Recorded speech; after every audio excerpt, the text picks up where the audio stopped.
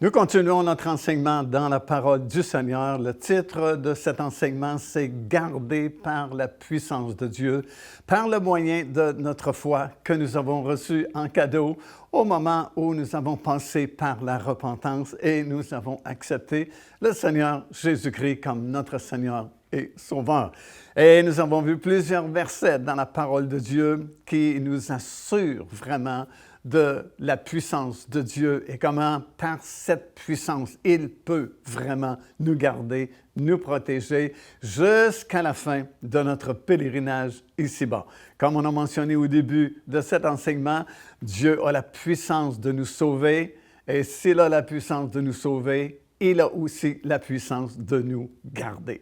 Nous sommes présentement en train d'examiner le psaume 23, le grand psaume que tellement de gens connaissent. Souvent, ils ne connaissent pas le berger du psaume 23, mais s'ils connaissent le psaume 23, si vous êtes sauvés, vous connaissez les deux. Vous connaissez le berger du psaume 23 et vous connaissez le psaume lui-même. Et nous sommes rendus à ce 4e verset. C'est un tout petit chapitre, le psaume 23. Il n'y a seulement que 6 versets, mais chacun est tellement puissant, rempli de promesses que Dieu nous fait à nous qui sommes sauvés. Et dans le 4e verset, la promesse, c'est « Quand je marche dans la vallée de l'ombre de la mort, tu es avec moi, je ne crains aucun mal. Ta houlette et ton bâton me rassurent. » Bien sûr, lorsque nous lisons la parole de Dieu, il faut penser vraiment de façon différente que nous pensons ici dans l'Ouest. C'est un livre de l'Est, de l'Orient, et puis les images, les récits sont plutôt faits, construits selon les coutumes orientales plutôt qu'occidentales. Et lorsque le Seigneur parle et qu'il dit « Je suis le bon berger » et qu'il décrit les promesses qu'il nous a faites, il faut se transporter en pensée dans l'Orient et voir comment ça fonctionnait à l'époque entre les bergers et les brebis.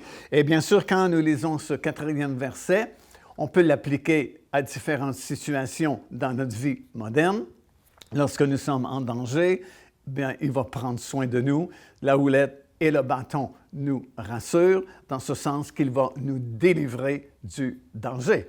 Et à l'époque, bien sûr, ce qu'on appelle, ou ce que nous lisons plutôt dans le psaume 23, l'ombre de la vallée de la mort, c'était une région connue à l'époque qui est encore située, bien sûr, dans la région de Jéricho, dans le désert de la Judée, et un endroit particulier qui s'appelle Wadi Kelt, où nous sommes allés à plusieurs reprises autrefois avec des groupes de personnes qui voyageaient avec nous en Israël. Et dans cette région-là du Wadi Kelt tout particulièrement, il y a un certain endroit qui s'appelle justement la vallée de l'ombre de la mort. Pourquoi? Parce que c'est très rare de trouver de l'ombre dans le désert. Parce qu'évidemment, il n'y a pas grand-chose qui pousse, pas beaucoup d'arbres, sauf bien sûr maintenant, les déserts en Israël sont refleuris et on a planté énormément d'arbres, de dattiers et ainsi de suite. Mais il reste encore beaucoup de déserts. Et dans le désert, il y a très peu d'ombre, comme vous le savez sans doute. Et dans cette région particulière de Wadi Kelt, il y a une certaine région qui est ombragée. Et il pousse quelques arbustes parce qu'il y a de l'eau en dessous du terrain, des sources souterraines. Et c'est très dangereux en même temps parce qu'il y a des précipices tellement profonds dans cette région-là. Et parce qu'il y a de l'ombre, les brebis cherchent à trouver et se rendre à cet endroit-là pour avoir un peu moins de chaleur. Et souvent, c'est dangereux parce que la pente est escarpée et souvent, les brebis vont tomber et vont se tuer. Alors, ça dit ici, « Quand je marcherai dans l'ombre de la vallée de la mort, ta houlette et ton bâton me rassurent. » Voulant dire qu'à l'époque, les bergers qui gardaient leurs brebis dans cette région-là, en Israël, connaissaient bien le terrain de la région de Wadi Kelt.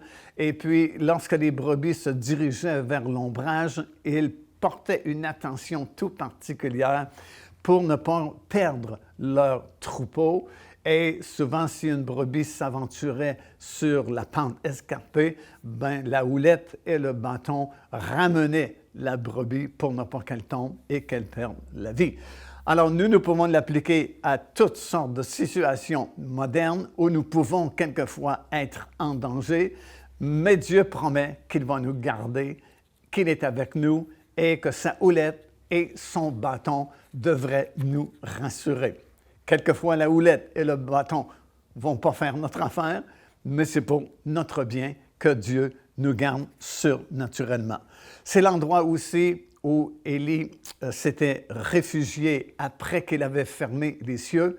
Vous vous souvenez sans doute que dans la parole du Seigneur, dans l'Ancien Testament, sous le règne du roi Akab et sa femme Jézabel, Akab était un très mauvais roi et Dieu a permis à Élie de fermer les cieux afin qu'il ne tombe pas de pluie en Israël pour une très longue période, 3 ans et demi. Et c'est très long au Moyen-Orient, 3 ans et demi sans pluie, parce qu'on dépend de la pluie pour l'agriculture et pour la vie en général. Et puis, il a été conduit par le Seigneur tout près d'un torrent qui est situé dans cette même région-là que je viens de vous mentionner, dans la région de Jéricho, alors qu'il a été nourri surnaturellement. Et c'est dans cet endroit-là qu'on peut comprendre mieux cette portion du psaume 23. 5e verset, ça dit « Tu dresses devant moi une table en face de mes adversaires, tu oins ma tête d'huile et ma coupe déborde. » Alors, c'est une autre image vraiment des brebis et du berger de cette époque, l'époque biblique. Et sans doute encore aujourd'hui, ils font la même chose. L'huile qu'on mettait sur les brebis gardait les moustiques éloignés. Alors, plus vous êtes rempli d'huile du Saint-Esprit, plus le diable se tient loin de vous parce qu'il craint l'onction du Saint-Esprit, il craint l'huile de l'onction du Saint-Esprit. Tout comme au naturel, on oignait les brebis afin d'éloigner les moustiques qui les dérangeaient. Et il dit, « Tu dresses devant moi une table en face de mes ennemis. » Ça nous démontre la sécurité que Dieu veut nous donner et l'assurance qu'il veut nous donner. Une table suppose que nous nous assoyons pour relaxer, pour manger. Et ça dit, tu dresses une table en face de mes adversaires, de mes ennemis. Alors, si nous sommes attaqués par nos ennemis, plutôt que de paniquer, plutôt que de partir en peur et de ne plus savoir que faire, assurons-nous de parler au Seigneur, assurons-nous de ses promesses, lisons, méditons la parole du Seigneur, parce qu'il nous dit ici, lorsque les adversaires vont venir, tu n'as pas à t'inquiéter, mais c'est comme si on va dresser une table devant mes adversaires. Et c'est comme tu leur dis, attendez, je vais prendre mon repas et on discutera après que j'aurai pris mon repas. Alors, c'est des promesses extraordinaires que Dieu nous fait par l'entremise de ce psaume 23 qui est vraiment merveilleux pour chacun de nous. Et finalement, le 6e et dernier verset dit ceci, « Oui, le bonheur et la grâce m'accompagneront tous les jours de ma vie et j'habiterai dans la maison de l'Éternel pour toujours. » Alors, non seulement on a ces promesses de protection, comment il nous garde du danger, mais en plus, nous avons bonheur et grâce qui nous accompagnent. C'est comme si les anges sont à notre service tout autour de nous et vont nous accompagner durant tout notre pèlerinage ici-bas sur la terre. Et la récompense suprême, c'est que nous habiterons dans la maison de l'Éternel pour toujours. Bientôt, le Seigneur Jésus-Christ reviendra. Toute cette histoire humaine sera terminée. Il y aura un changement majeur qui va s'opérer. Le ciel va descendre sur cette terre. Il y aura cette nouvelle Jérusalem qui déjà est construite et qui existe là-haut dans le ciel, qui descendra sur cette nouvelle terre. Et là, nous avons la promesse qu'il n'y aura plus jamais de changement. Il n'y aura plus d'histoire comme Adam et Ève qui va recommencer. Il n'y aura plus de conflits, il n'y aura plus de guerre, il n'y aura plus de changement. plus jamais de variation, si vous voulez, de changement. Lorsque j'étais jeune évangéliste, j'avais été dirigé à donner un enseignement sur le livre de l'Apocalypse, que je connaissais très peu, évidemment, à l'époque, et je devais vraiment travailler très fort pour essayer de comprendre ce que j'allais prêcher dans cette série que je donnais dans une assemblée. Et puis, tout à coup, cette pensée m'a traversé, parce que là, j'étais rendu vers la fin du livre où on parlait du monde nouveau, la ville nouvelle de Jérusalem qui s'établirait sur cette nouvelle terre. Et puis, je me disais, tout à coup, qu'après un certain nombre d'années, il y a une autre série d'anges qui pêchent et qui se rebellent contre Dieu, comme Lucifer avait fait il y a beaucoup d'années passées, et qu'on recommence avec toute une histoire de problèmes et de troubles. Et mes yeux sont tombés sur ce verset vers la fin du livre de l'Apocalypse, parlant de nous qui allons régner avec le Seigneur Jésus-Christ. Et il est écrit, « Ils régneront au siècle des siècles ». Ça veut donc dire qu'il n'y aura pas de fin à notre règne avec le Seigneur Jésus-Christ lorsque tout sera passé, lorsqu'il sera revenu et que son royaume aura été établi. Alors, c'est une grande assurance pour nous. Ça ne recommencera pas. Il n'y aura pas encore une tentation. Il n'y aura pas d'autres anges qui seront déchus et on recommencera condamnation, malédiction. Non, ça dit, ils régneront indéfiniment au siècle des siècles. Alors, écoutez, on parle ici de puissance de Dieu qui nous garde et qui nous gardera jusqu'à la fin de notre pèlerinage ici-bas. Et en réalité, avant de conclure cette série d'enseignements, j'aimerais voir avec vous concernant 3 grandes forces par lesquelles le Seigneur peut nous garder. Il a la puissance de nous garder, mais il y a certains moyens avec lesquels il va travailler, qu'il utilise afin justement de remplir ces promesses qu'il nous a faites.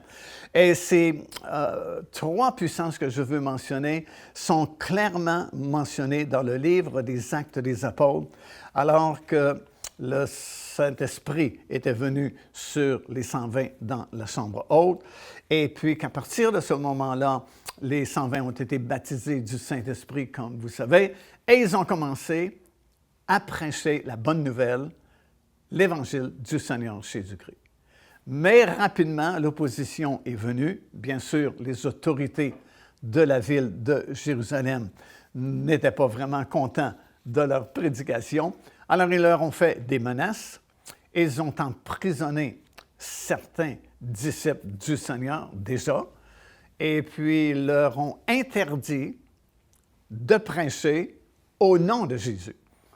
Parce qu'écoutez, là, c'était vraiment récent que Jésus était mort sur la croix. Les disciples commençaient à prêcher qu'il était maintenant vivant, alors que pour les autorités romaines, il était vraiment mort. On s'était assuré, vous vous souvenez de sa mort, lorsqu'un soldat a percé son côté. Mais voilà que ses disciples disent qu'il n'est plus mort, il est bien vivant, il est ressuscité, et puis on prêche au nom de Jésus. Alors les autorités ont interdit aux disciples du Seigneur Jésus-Christ, non pas simplement de prêcher, mais de prêcher au nom du Seigneur Jésus. C'est le nom qui dérangeait, comme encore aujourd'hui, c'est le nom qui dérange. Et alors, ils sont retournés dans la chambre haute et ils ont prié pour avoir une assurance supplémentaire.